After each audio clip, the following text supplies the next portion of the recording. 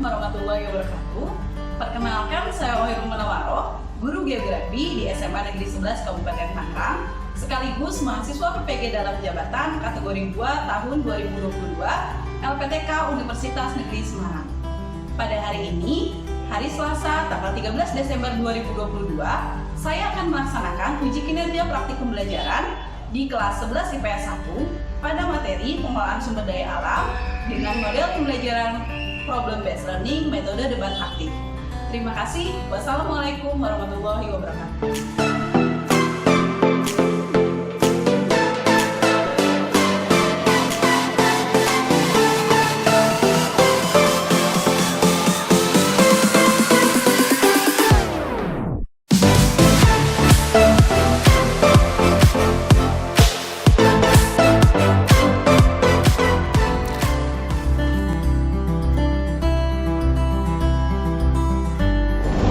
Assalamualaikum warahmatullahi wabarakatuh.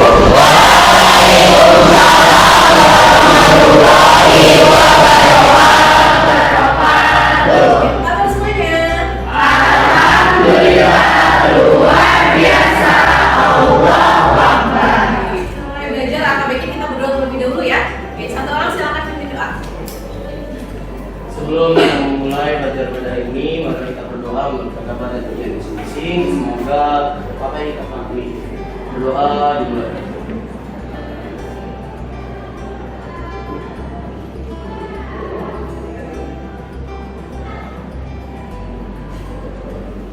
Doa selesai.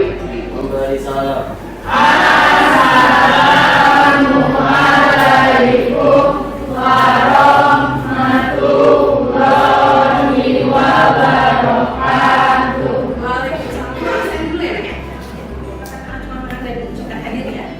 Abdul Hadi, Abdullah, apa? Ada juga, Antoni, Ayu, Aska, Dela, Diva, kan? Gimana izin? Oke, ada buat stop dede. Dia berbiasa menunda pekerjaan. Makin awal kamu mulai pekerjaan, makin awal pula kamu akan melihat hasilnya. Ya, terlepas kalian hasilnya baik atau buruk, ya. Tapi mengerjakan sesuatu lebih awal itu akan lebih baik, ya. Karena menunda pekerjaan itu tidak baik. Kenapa coba? Kebiasaan kita kalau menunda pekerjaan itu pasti ngerjain itu tidak akan maksimal, ya. Siapa yang sering seperti itu? Ya, dikasih tugas seminggu yang lalu, baru dikerjain kemarin. Siapa aja baju? Atau udah pagi ini baru kerjain? Ya. Oke, sebentar kedepannya bisa buka ya. Kompetensi dasar pada materi kali ini adalah diharapkan yang pertama kalian dapat menganalisis sebaran dan pengelolaan sumber daya kehutanan, pertambangan, kelautan, dan pariwisata sesuai prinsip-prinsip pembangunan berkelanjutan. Tujuan pembelajaran untuk pertemuan kali ini adalah yang pertama, melalui kegiatan diskusi peserta didik dapat mengidentifikasi pengelolaan sumber daya kehutanan, pertambangan, dan pariwisata sesuai prinsip berkelanjutan. Yang kedua, melalui kegiatan diskusi, peserta didik dapat menganalisis pengelolaan sumber daya kehutanan, pertambangan, pariwisata sesuai prinsip berkelanjutan.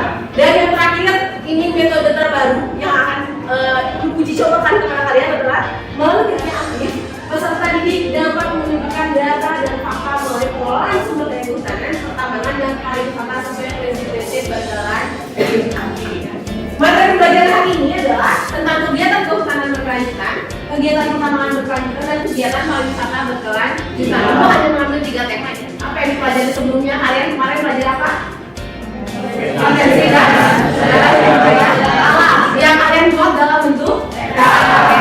Kira-kira apa hubungan dari materi ini dengan kegiatan debat aktif? Kemarin kan udah belajar potensi dan sebagainya. Kenapa sekarang kita belajar tentang pengelolaan berkelanjutan? Apa? Mengulik lebih dalam. Mengulik lebih dalam apanya? Pengelolaan sumber daya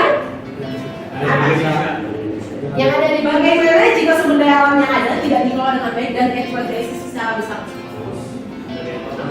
Sumber daya akan habis, apa lagi? Dikelola negara mungkin ya bisa diklaim ya, betul ya.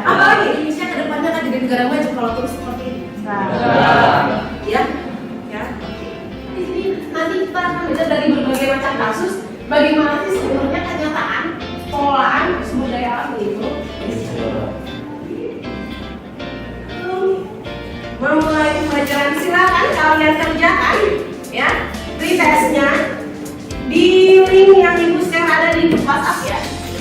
Ibu beri waktu 5 menit ya.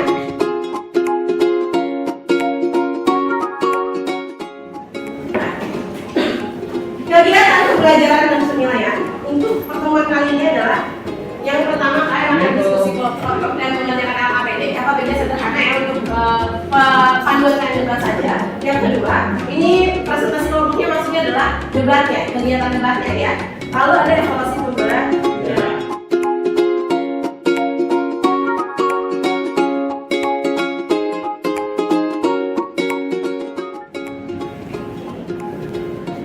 Oleh masalah yang pertama adalah ini adalah masalah pertama yang akan kalian teliti. Yang pertama adalah tentang proyek wisata premium kelompok yang menuai kontroversi. Ya, coba ini adalah tema awal ya, yang apa? Kelompok 1 dan 2. Ya. Yang kedua ini ada tentang reklamasi lahan efektif dengan alam yang berubah pasca pertambangan batubara di Sumatera Selatan. Yang tentang batubara di Sumatera Selatan di mananya? Oke, di mananya? Yang terakhir tentang perspektif pro dan kontra terkait pembukaan lahan food estate dan pemindahan ibu kota di Kalimantan. Ya, jadi ini adalah 3 masalah ini berarti kelompok 3 dan 4 ya. Oke, sekarang silakan kalian berpikir dulu sesuai dengan kelompok masing-masing. Ini kelompok 1, kelompok 2, kelompok 3, 4, 5 dan 6.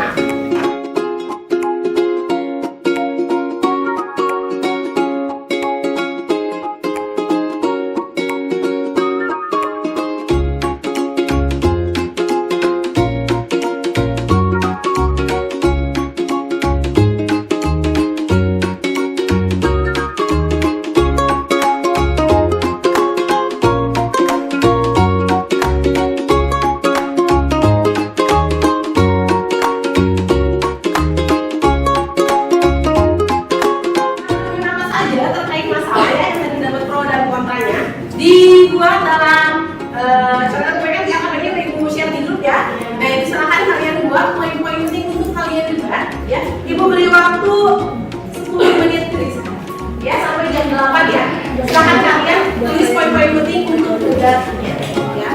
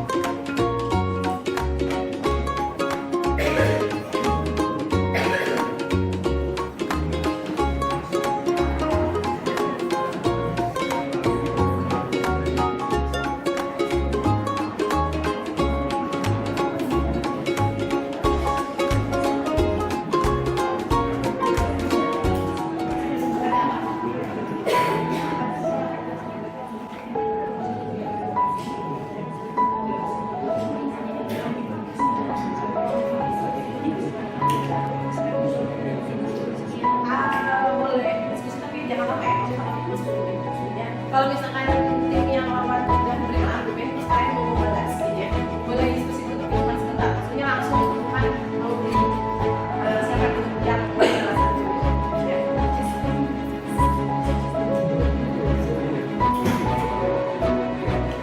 Ada dua kan layar ya, jadi langsung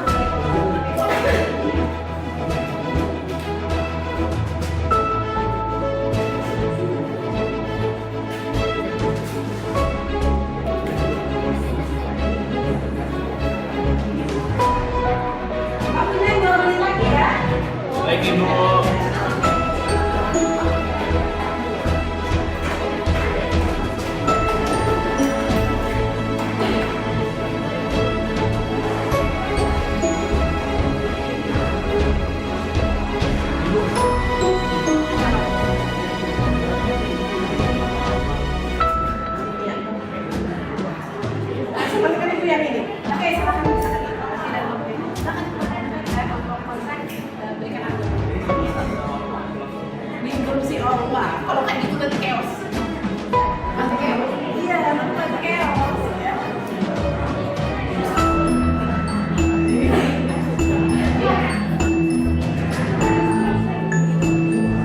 Jadi yang membayar jalannya di mana ada lagi ya? Oke, waktunya 1 menit lagi, ya. Waktunya 1 menit lagi.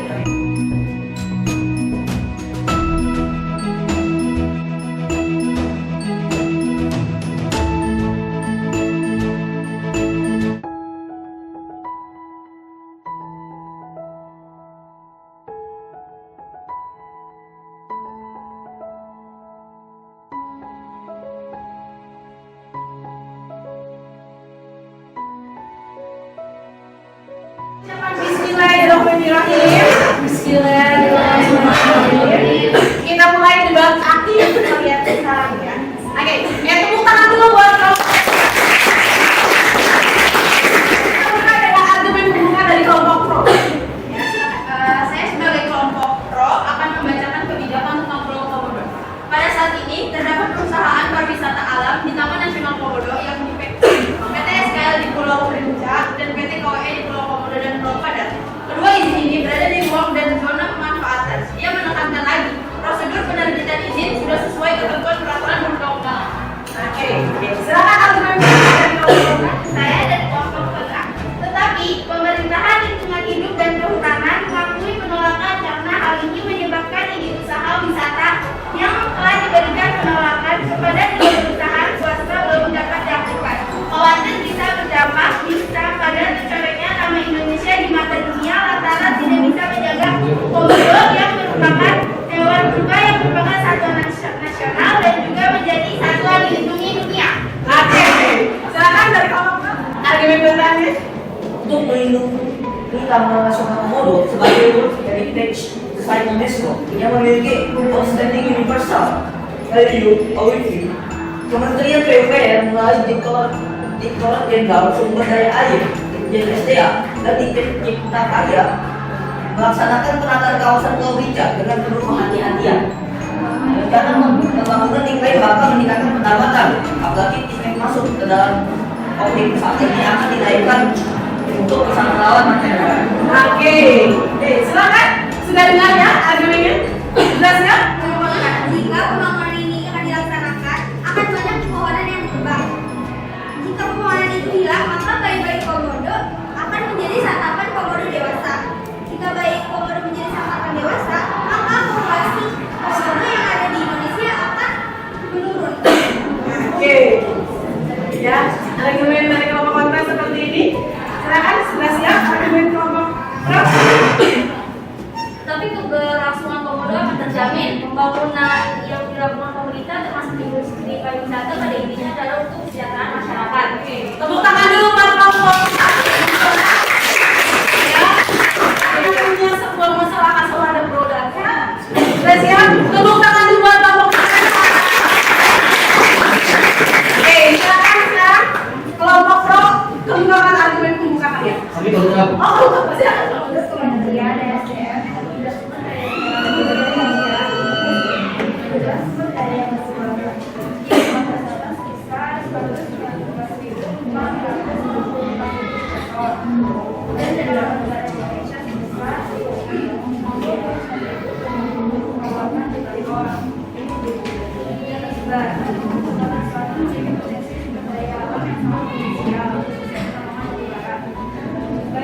berapa besar keuntungan yang didapat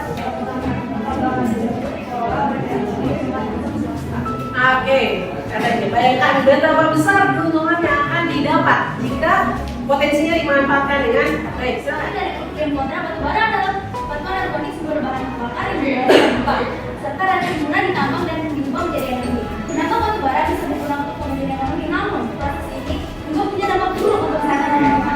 Pada dasarnya industri penambangan menghasilkan metal dan teknologi dalam konsentrasi tinggi yang berbahaya bagi kesehatan dan lingkungan.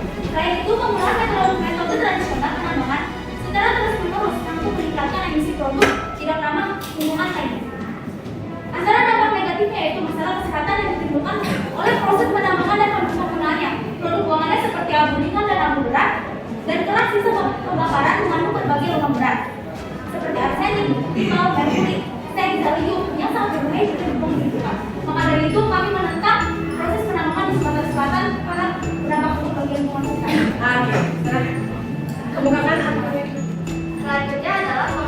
penelitian, evaluasi, dan monitoring keadaan lingkungan. Hal ini bertujuan untuk mengetahui kesuksesan antara pelaksanaan program yang dijalankan oleh perusahaan pertambangan dengan kondisi lingkungan. Itu kita bisa menghindari kerusakan lingkungan secara berkala karena keterlambatan pengecekan jika pada penyebab pekerjaan ketidaksesuaian kondisi, maka program yang dijalankan bisa dihentikan sementara dan dijadikan solusi lain. Oke, katanya akan ada cek berkala katanya sesuai metodologi yang ada di pelaksanaan. Silakan. Kami dari tim kontra menolak segala argumen yang telah kalian berikan. Kami menghargai bahwasannya Indonesia memiliki potensi besar untuk pertambangan, tapi ada banyak sekali dampak-dampak negatif yang bisa menimbulkan itu semua. Contohnya adalah pembuangan limbah, lantas tidak bertanggung jawabnya PT-PT tersebut. Dampaknya adalah banyak sekali lubang-lubang yang ada di negara kita yang tidak ditimbun kembali dan menyebabkan erosi, menyebabkan kemarau pertandingan yang bertahun-tahun saja.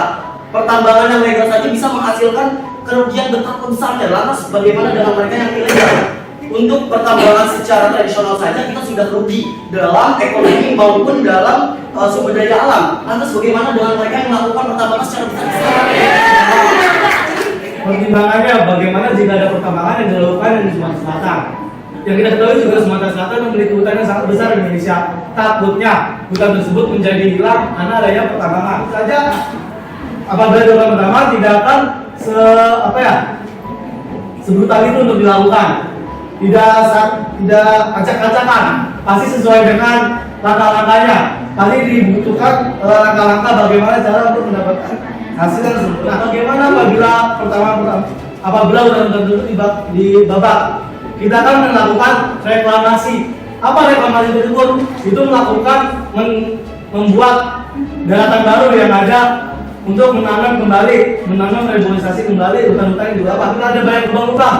Pasti ada pihak yang menangani tersebut, ada pihak yang mengawasi untuk menutup lubang tersebut. Maksudnya walaupun itu legal, pasti pemerintah tidak akan tinggal diam. Bagaimana cara untuk melakukan tersebut? Apalagi Sumatera ada daerah yang memiliki hutan yang sangat besar. Pasti pemerintah akan melakukan langkah besar untuk melindungi Sumatera. Oke, Ada beberapa kalimat yang akan kita tanyakan. Jaminan apa yang bisa Anda berikan untuk hal ini terjadi? Fakta lapangan mengungkapkan bahwa banyak sekali PT-PT dan perusahaan-perusahaan besar yang meninggalkan dan tidak bertanggung jawab dalam pertambangan yang mereka lakukan. Bahkan di Papua sana ada salah satu PT besar yang dikuasai oleh negara lain. Padahal pertambangan itu berada di negara kita sendiri. Dengan ini, kami mengatakan ini ada sebuah kerugian besar. Dengan bodohnya kita bisa menerima, dengan iming-iming ekonomi yang besar, dengan iming-iming bahwa kita akan mendapatkan timbal balik feedback yang mereka berikan. Tapi pada nyatanya, mereka yang bisa menjamin hal tersebut tidak dilakukan satu kecil pun. Kami menghargai bahwasanya opini itu akan dilakukan untuk meminimalisir kerugian baik secara lingkungan maupun secara alam, untuk meminimalisir kerugian-kerugian di masyarakat dan sebagainya. Tetapi hal menjamin apakah Anda bisa mengatakan seperti itu? Fakta lapangan tidak mengungkapkan seperti itu. Mungkin pemerintah mengatakan bahwasanya mereka akan bereboisasi, mereka akan menutup lubang-lubang yang berada di tambangan. Tapi fakta lapangan mana yang mengungkapkan itu semua? Mereka hanya bisa mengungkapkan opini-opini saja, tapi tidak bergerak dan tidak menutupi lubang-lubang tersebut yang menyebabkan kerugian di masyarakat luas. Tidak hanya itu, salah satu PT terbesar yang berada di Papua sana menghasilkan 300.000 ton per 1 tahun limbah yang dihasilkan dari pertambangan tersebut. Bayangkan, per 1 tahun saja kurang lebih kita bisa menghasilkan 300.000 ton. Sementara dia sudah melakukan pertambangan dari jauh-jauh tahun sebelumnya. Lantas bagaimana kerugian yang bisa kita dapatkan? Keuntungan yang bisa kita dapatkan? Kerugian apa saja? Keuntungan apa saja yang bisa kita dapatkan sehingga kita bisa menerima opini-opini yang bisa mereka berikan? Mungkin secara faktor ekonomi mereka bisa memberikan opini-opini, mereka bisa memberikan jaminan-jaminan kepada masyarakat maupun pemerintah. Tetapi faktanya kita mendapatkan apa? Kalian bisa lihat di Google kalian sendiri. Masyarakat yang berada di sekitar pertambangan justru malah rugi, bukan malah untung. Maka dari itu kami membantah segala opini yang Anda berikan. Oke, silakan. Kelompok pro ada yang mau mengatakan lagi? Ya, seperti ibu jadi barang sudah mulai berhasil dengan kelompok pro ya. Sebaliknya, Anda terlalu melihat kepada masa lalu. Benar, di Papua, di sana sangat banyak pihak asing yang mengelola. Sedangkan di Sumatera sekarang dia belum tersentuh oleh PT-PT tersebut. Jadi kita tentu saja pemerintah bisa mengelola tersebut. Nah, bagaimana dengan limbah-limbah yang dilakukan? Nah, limbah tersebut bisa diatasi dengan cara pengendapan. Pengendapan tersebut akan mengurangi limbah yang ada. Anda terlalu melihat pada masa lalu, mungkin di Papua sana sangat amat banyak sangat amat banyak yang asing yang melakukan tersebut. Makanya di Papua sana pertama yang dilakukan sangat tidak terkontrol, sangat tidak teratasi karena yang melakukan adalah pihak asing. Nah, untuk di Sumatera sekarang pihak manapun belum ada seperti itu. Tapi dengan adanya potensi sebesar ini, kita akan mendapatkan banyak keuntungan. Walaupun banyak kerugian juga, tapi akan bisa ditutupi dengan keuntungan tersebut. Kenapa? Karena hal tersebut belum disentuh. Karena kita masih bisa melakukan langkah-langkah, masih bisa melakukan studi-studi bagaimana cara agar mendapat keuntungan dan tidak memiliki kerugian tersebut. Banyak sudah bisa dilakukan. Oke, Sekarang Anda sudah 2 kali mendengarkan, silakan untuk yang lain. Tidak ada yang tepuk tangan dulu. Silakan, waktunya 15 menit kan ya. Bukakan argumen pembuka kalian. Sekarang, Prof. Oke, jadi peningkatan ketersediaan akses dan mobilitas konsumsi pangan adalah program prioritas pemerintah yang tertuang dalam NPJM N 2020 sampai 2024 dan RKP 2020. Terdapat lahan potensial seluas 1.605.000 hektar yang akan dioptimalkan menjadi lahan produktif. Pengembangan food estate sebagai upaya menuju ketahanan pangan merupakan langkah strategis untuk mencapai target tersebut. Dan pemerintah tidak hanya semata-mata untuk melakukan food estate ini. Jadi, yang melatar belakangi adanya pembangunan food estate, yaitu yang pertama, melonjakkan permintaan pangan dunia sebanding dengan peningkatan pertumbuhan penduduk. Yang kedua, global food crisis. Yang ketiga, tingginya laju alih fungsi lahan pertanian menjadi non pertanian. Yang keempat, outflow devisa negara untuk pembiayaan beberapa komoditas pangan.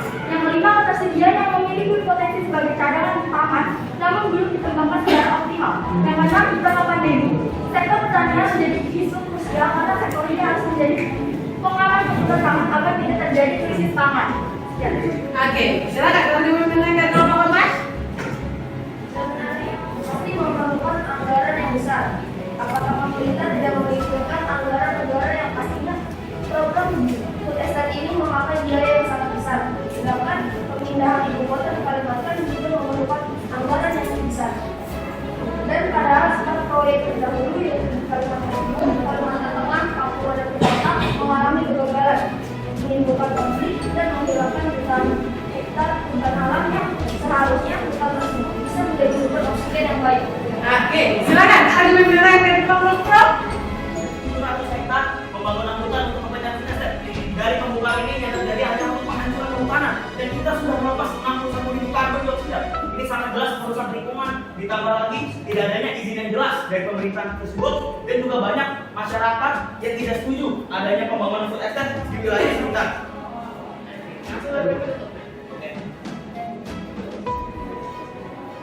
Dan ditambah juga adanya energi di Kalimantan proyek ini tidak berakhir dengan kegagalan total. Menyebabkan kegagalan ini adalah lahan tersebut terbukti tidak cocok untuk menanam padi. Jadi tadi food estate itu hanya untuk membangun pangan, sedangkan di Kalimantan tanahnya itu tidak cocok untuk menanam padi.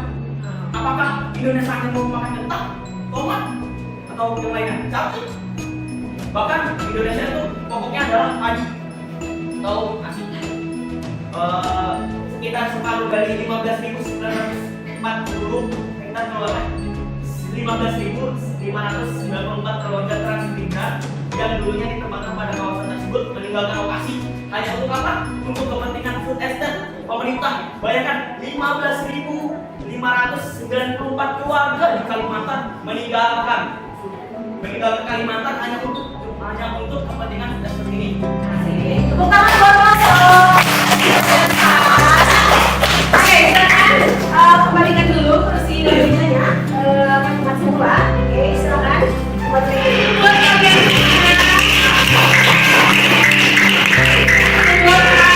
dari mana pula?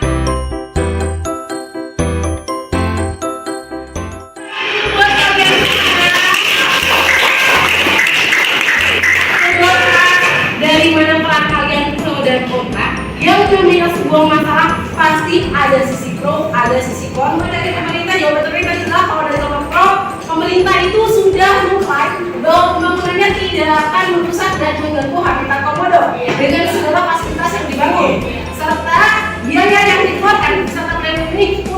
membatasi jumlah pemilih yang sekarang membludak. Ya, dari kelompok 5 dan 6 itu atensinya naik, dari kelompok pro mengklaim bahwa banyak hal bisa dilakukan untuk mengurangi riba, mengurangi efek negatif dengan cara tadi, ya reklamasi, betul? Kalau kelompok kontra mengatakan bahwa pada kenyataannya data dan fakta di lapangan tidak sih. 3 dan 4 tadi adalah menurut ya, bahwa di sini memang kuat daripada peran pemerintah. Ya, ini adalah program pemerintah yang dimana negara ini pasti dijadwalkan pemerintah kalau itu udah bilang A, biasanya terlaksana. Ya, terlepas daripada efek buruk dan lain-lainnya, betul? Efek buruk dan negatif yang mungkin terjadi daripada statistik, inilah yang seharusnya jadi bahan perhatian daripada pihak-pihak lingkungan. Oke, itu jawaban terbaik yang kurang tadi. Terlepas dari pro dan kontra, kita sama-sama mengawal bagaimana realisasi daripada program pemerintah. Dari hal itu sudah mulai bisa melihat kan sisi baik dan sisi buruknya. Oke, dari setiap kebijakan akan selalu ada sisi baik dan sisi buruknya. Tergantung bagaimana kita mengurangi dan mengurangi negatif. Tepuk tangan dulu buat kami.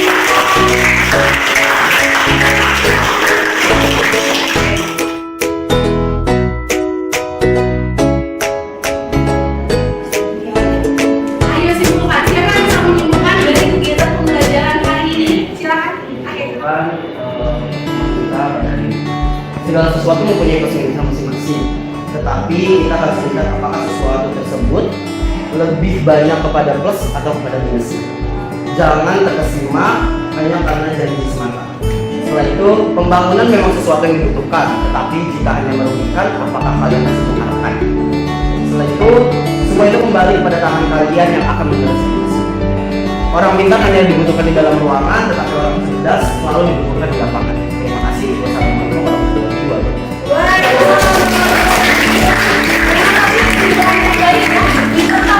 Daripada pembelajaran kita kali ini dan semua bagaimana segala sesuatu itu ada di tangan kita sebagai orang muda. Ya, mungkin sekarang kalian belum siap-siap, ya. Tapi siapa yang tahu kalau ke depan kalian udah ngomong, ya. Kalian-kalianlah yang akan bisa mengubah kebijakan-kebijakan dan sekarang yang kalian ikut, ya. Cara yang lebih baik. Oke, sekarang kita akan freestyle. Bentar ya, ibu share dulu ini.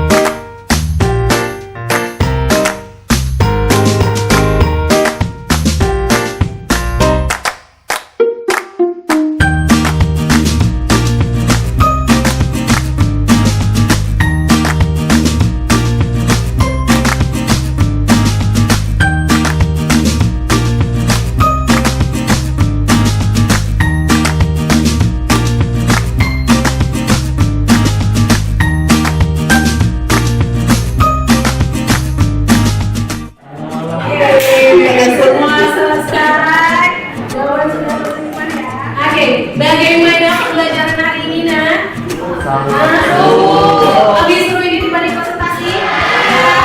Ya, oke. Semoga nanti masih di selanjutnya kita bisa lebih berkembang lagi argumennya ya. Akan ada debat lagi yang mendatang yang lebih membuat kalian lebih berpikir kritis lagi. Ya, oke. Berikan tema ikut terbaik dong. Hijau. Ah, terima kasih. Tepuk tangan dulu buat kita semua.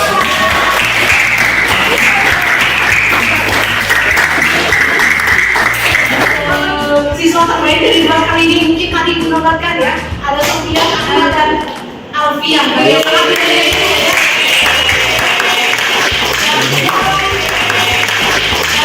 sangat kita akan lagi ya, lebih berkembang lagi, argumennya lebih berkembang lagi, pengetahuannya.